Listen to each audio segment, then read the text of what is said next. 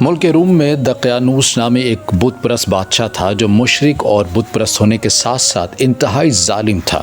اپنی رعایا کو بزور بت پرستی پر مجبور کرتا اور زبردستی بتوں کی پوجا کراتا۔ جو بت کو سجدہ کرنے سے گریزاں نظر آتا اس کو دو باتیں کہتا، یا سجدہ کرو یا قتل ہونے کے لیے تیار ہو جاؤ۔ پھر ان سے ایسے ہی معاملہ کرتا۔ جتنے حصے پر اس ظالم کی حکومت تھی، اس کرۂ ارض پر یہی آفت برپا تھی۔ روم کے شہروں میں ایک شہر تھا جس کو عربی میں طرطوس کہتے ہیں۔ اس شہر میں چند امیر کبیر نوجوان عالیشان گھروں میں رہنے والے تھے اور توحید پر قائم تھے۔ دقیانوس کو ان کے توحید پرست ہونے اور بتوں سے متنفر ہونے کا علم ہوا تو اپنے سپاہی بھیج کر ان نوجوانوں کو پکڑوا لیا، ان سے باز پرس کی، ان سے پوچھا تم میرے بتوں کو کیوں نہیں مانتے، سجدے کیوں نہیں کرتے؟ اگر تم عقیدہ توحید سے باز نہ آئے تو تمہارے قتل کا حکم دوں گا۔ دقیانوس کو ایک لڑکے نے جو ان میں بڑا تھا اس نے جواب دیا کہ ہم توحید پرست ہیں اور ہمارا معبود وہ ہے جس کی عظمت اور جلال پورے زمین و آسمان پر ہے اور جو ساری کائنات کا خالق و مالک ہے۔ ہم اس ذات عالی کے سوا کسی کو ہرگز نہیں پوجیں گے، آگے تو جو کرنا چاہتا ہے کر لے۔ ہم نے اپنا عقیدہ بیان کر دیا۔ اس کے بعد دوسرے ساتھیوں نے بھی اس جوان سے اتفاق کیا اور اپنے عقیدے پر ڈٹے رہے۔ چونکہ یہ لڑکے امیر کبیر گھرانوں کے تھے تو انہوں نے سونے کے قیمتی زیور بھی پہن رکھے تھے۔ دقیانوس ان لڑکوں کے جواب سے غضبناک ہو گیا اور ان کے کپڑے اور زیور اتروا لیے۔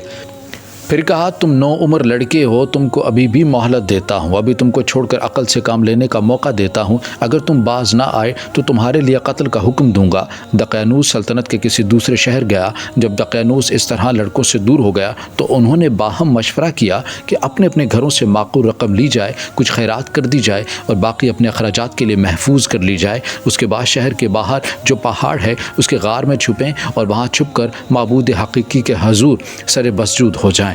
اس طرح عبادت بھی میسر آئے گی اور ظالم سے محفوظ رہیں گے۔ سب لڑکوں نے اس تجویز سے اتفاق کیا اور اپنے والد سے معقول رقم لے کر کچھ خیرات کی اور باقی رقم کے ساتھ مجوزہ غار کی طرف روانہ ہو گئے۔ راستے میں ایک چرواہا اور اس کا کتا بھی پیچھے پیچھے چل پڑے۔ لوگوں نے اس کتے کو بھگانے کی بڑی کوشش کی مگر ایسا نہ ہوا اور کتا بھی ان جوانوں کے ساتھ آ گیا۔ جب یہ نوجوان پہاڑ کے قریب ہوئے تو چرواہے نے کہا میں یہاں ایک غار کو جانتا ہوں، اسی میں پناہ لینا مناسب رہے گا۔ نوجوانوں نے اس سے اتفاق کیا اور غار میں داخل ہو کر حمد و ثنا میں مشغول ہو گئے۔ ان میں سے ایک کا نام تملیخہ تھا۔ اس کے پاس سب نے اپنی رقم جمع کرا دی۔ وہ رات کو چھپ کر باہر جاتا اور کھانے پینے کی چیزیں خرید لاتا۔ اس طرح باہر کی خیر خبر بھی ملتی رہتی اور شب و روز بھی گزرتے رہتے۔ جب دقیانوس اس شہر میں طرطوس میں واپس آیا تو اس نے ان 7 لڑکوں کے بارے میں معلومات حاصل کی۔ لڑکوں کے نہ ملنے پر اس نے تفتیش کا حکم دیا۔ اس ساری کارروائی کا تملیخہ کو علم ہو گیا اور یہ بھی پتہ چلا کہ ان لڑکوں نے اہل خانہ پر ظلم و ستم کیا جا رہا ہے اور لڑکوں کے بارے میں پوچھ گچھ کی جا رہی ہے۔ اس تکلیف دہ صورتحال کی وجہ سے تملیخہ چھپتا چھپاتا روتا ہوا ساتھیوں کے پاس واپس پہنچا اور اپنے خلاف ہونے والی ساری کارروائی کا ذکر کیا۔ لڑکے یہ سن کر گھبرا گئے اور بارگاہ رب العزت میں سجدہ زیر ہو کر عافیت طلب کرنے لگے۔ وہ آنسوؤں کے ساتھ ایک دوسرے سے مخاطب ہوئے۔ رحمت خداوندی نے ان کو اپنی رحمت کے پردے میں ایسا ڈھانپا کہ ان پر نیند مسلط کر دی۔ وہ نوجوان نیند کی آغوش میں چلے گئے اور کتا غار کے منہ پر اپنے پاؤں پسار کر پڑ گیا۔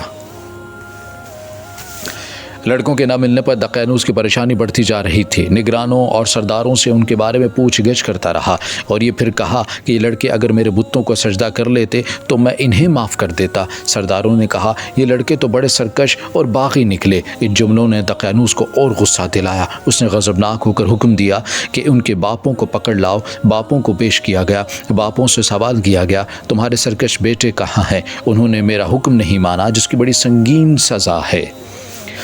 باپوں نے بھی لا علمی کا اظہار کیا اور کہا کہ ہم نے تو کوئی حکم عدولی نہیں کی لہٰذا ہمیں قتل نہ کیا جائے۔ دقیانوس نے ان کو تو چھوڑ دیا مگر لڑکوں کا کھوج لگانے میں سرگرم ہو گیا۔ تحقیق و تفتیش کے بعد اسے معلوم ہوا کہ یہ لڑکے پہاڑ کے کسی غار میں چھپے ہوئے ہیں۔ دقیانوس نے سلطنت کے اہم لوگوں کو ساتھ لیا اور غار کی تلاش میں اس کے منہ تک جا پہنچا۔ قدرت نے اس پر ایسی دہشت اور رعب طاری فرمایا کہ کوئی بھی غار میں داخل نہ ہو سکا۔ دقیانوس نے عاجز ہو کر حکم دیا کہ غار کا منہ بڑے پتھروں سے بند کر دیا جائے تاکہ لڑکے یہیں دم گھٹ کر مر جائیں۔ دقیانوس کو ان کے غار میں ہونے کا علم تو ہو گیا مگر اسے کیا معلوم کہ وہ ایک گہری نیند میں سوئے ہوئے ہیں۔ दक़यानूस के दो साथी ऐसे थे जो बज़ाहिर उसके साथ थे मगर दिल से साहिब ईमान थे। उनमें से एक का नाम बैदरूस और दूसरे का नाम रोनास था। उन्होंने दो तख्तियों पर इन लड़कों के कवाइफ और सारा वाक़या कुनिंदा करा कर एक तांबे के ताबूत में रखा और उस ताबूत को गार में रख दिया। बादशाह ने भी हुक्म दिया कि उनके नाम इन तख्तियों पर कुनिंदा करा कर ख़जाने में महफूज कर दिया जाए। वक्त गुज़रता गया, बादशाह आते जाते रहे और ये नौजवान 300 साल तक की नींद की आगोश में लेटे रहे। इस अरसे में दक़यानूस मरा, बाद की हुकूमतें ख़त्म हुई मगर असहाब कहफ 309 साल तक इसी गार में राहत व आराम के साथ महवे ख्वाब रहे। 309 साल गुजरने के बाद अब इस मुल्क पर एक नेक बख्त और खैरप्रस्त बादशाह की हुकूमत थी। इसका नाम बैदरूस था और वो 68 साल तक हुकूमत की बागडोर संभाल रहा था। उसके दौरे हुकूमत में लोग क़यामत पर बहस करते थे। कोई कहता था कि क़यामत ज़रूर आएगी और कोई उसका मुनकिर था।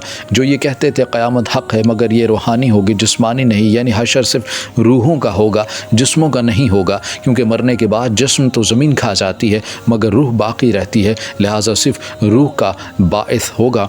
बास कहते हैं कि रूहानी और जिस्मानी दोनों का हशर से वास्ता पड़ेगा। यह अमर इख्तलाफ का सबब बन गया। बैदरूस इन हालात से मुतासिर हुआ और अपने घर में बंद होकर अल्लाह के हज़ूर रोने लगा और वह अल्लाह से ये दुआ करने लगा कि मुझे हक़ बात से आगाह फरमा। हक़ ताला ने उसकी दुआ को कबूलियत अता फरमाई और ओलियास नामी एक शख्स के दिल में ये बात डाल दी कि वो कोहे नबजूस के गार पर जो अमारत है इसको गिरा कर अपनी बकरियों के लिए बाड़ा बनाए। जब ये अमल मुकम्मल हुआ तो गार का मुंह खुल गया और सोए हुए जवान बेदार होने लगे। उनका ख्याल था कि हम थोड़ी देर सोए, अब हमें नमाज़ पढ़ लेनी चाहिए। नमाज से फारिग हुए तो भूख का एहसास जाग उठा। तमखीला को खाना लाने का कहा और ये भी कि दक़यानूस के शहर से खैर खबर भी लाए। तमखीला ने मैले कुचैले कपड़े पहन कर भेस बदला। उन नौजवानों को ये मालूम नहीं था कि वो 309 साल बाद जाके हैं। उनके पास तो वही दक़यानूस के ज़माने के सिक्के थे। इन सिक्कों से वो खाना ख़रीदने निकला। गार के मुँह पर जब पहुँचा तो वो पहले जैसा नहीं था। डरते डरते शहर की राह ली मगर कोई इमारत, कोई चीज़ पहले जैसी ना पाए। जो लोग मिले वो अहले ईमान मिले। तमखीला समझा कि शायद वो किसी गलत शहर में दाखिल हो गया है। इधर उधर घूमने के बाद आखिर उसने एक नौजवान से पूछ ही लिया कि आखिर इस शहर का नाम क्या है। जवाब मिला कि तरतूस। ये सुनकर तमखीला को बड़ा ताज्जुब हुआ कि शहर वही है मगर चीज़ बदली हुई है। क्यों है ऐसा, क्यों है मुख्तलिफ, क्यों है वो सब कहाँ है जो मैं छोड़कर गार में गया था। इस हैरानी में गर्क वो एक नान भाई के पास पहुंचा और उसको दक़यानूस से सिक्का देकर रोटी मांगी। नान भाई सिक्का देखकर हैरान हुआ और आसपास के लोगों को दिखाया कि उस लड़के के पास दक़यानूसी सिक्का है। अब लोगों को गुमान ये हुआ कि इस लड़के को दक़यानूसी ज़माने का कोई ख़जाना मिल गया है। लोगों ने इससे पूछगछ की तो वो डर कर काँपने लगा। कोई कहे कि ये किसी दूसरे शहर से अजनबी वारिद हुआ है। लोग इसे शक की निगाह से देखने लगे मगर तमखीला को यकीन था कि गो हर चीज़ बदली हुई है। पहली जैसी कोई चीज़, कोई बात नज़र नहीं आ रही मगर ये कि उसके बाप का ये शहर है। लोग इसे पकड़कर आला हुक्काम के रूबरू ले गए। एक का नाम आरियुस और दूसरे का नाम तबूस था। ये दोनों बड़े नेक थे। बड़े सवाल और जवाब के बाद तय हुआ कि इस लड़के को बादशाह के सामने पेश किया जाए। तमखीला परेशान हो गया। ये लोग मुझे दक़यानूस के पास ले जा रहे हैं जिसके खौफ से हमने गार में पनाह ली थी। उसने कहा, बाखुदा मुझे कोई ख़जाना नहीं मिला, ये रुपया मेरा है और मैं गार से खाना लेने बाहर आया हूँ। अगर आपको यकीन ना हो तो मेरे साथ गार में चले, मेरे बाकी साथी भी वहीं हैं और खाने के मुंतज़िर हैं। इस गुफ्तगू के बाद आरियुस और तंतबूस और कुछ शहरी तमखीला के साथ गार की तरफ चल पड़े और जहाँ पर उस जवान ने कहा कि तुम यहीं पर रुको, मैं अपने साथियों को गार से बाहर लेकर आता हूँ और तमाम तर माजा तुम्हें बताता हूँ। मगर जब ये जवान गार के अंदर जाता है तो मशीयत इलाही ये होती है कि इन जवानों के ऊपर फिर से ऐसी नींद इनके ऊपर हावी कर दी जाती है कि ये दोबारा मौत की आगोश में चले जाते हैं।